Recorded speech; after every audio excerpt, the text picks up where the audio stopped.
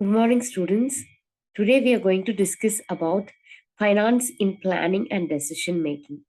So here, under this chapter, we are going to discuss about financing and decision making, and then what are all the various funding strategies available, what is meant by cost accounting, and how cost accounting is helpful in decision making, risk analysis and investment appraisal, budgeting and variance analysis is what we are going to discuss.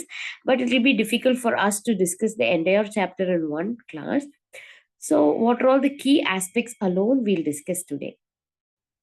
So, strategic choice and financial analysis is concerned based upon the aspect, key concerns, and financial analysis.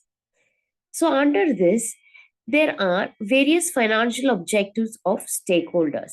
So, financial strategy often focuses on shareholders' wealth, but there are financial expectations from other stakeholders which must also be considered.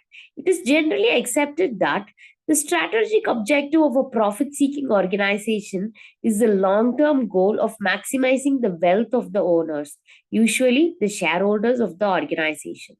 So, shareholders' view is that the only responsibility for business is to make money for shareholders. The market is the best way to allocate scarce resources. So, stakeholders' view is that the achievement of shareholders' value is only possible if other stakeholders are at least kept satisfied.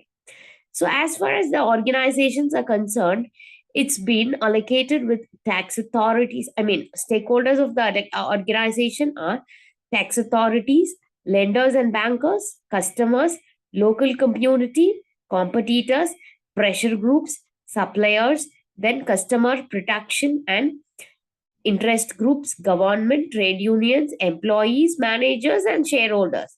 So these are all the interested parties of the organization who are termed as stakeholders of the organization. So typically, lenders expect profits, positive cash flow, growth, and debt reduction. Employees expect, what do employees expect? They expect increased wages and benefits as well as stable employment and growth. Creditors and suppliers expect payment within invoice terms and growth, but customers expect timely and complete delivery of services and products with increased value and quality at appropriate pricing. Shareholders expect the continuance of the business enterprise and a fair financial return as payment of risk bearing and the use of their capital. So it is no longer enough to be profitable and have positive cash flow to be judged successful. All the company stakeholders require the company to perform within a narrow band of predetermined expectations. Failure to fall within the band of expected performance can and will result in reduced access to funding, both debt and equity, loss of employee morale and demotivation of staff, loss of customers and suppliers, shareholder revolt. So, these are all the consequences of it. Is that clear? So, in today's class, what have we discussed with?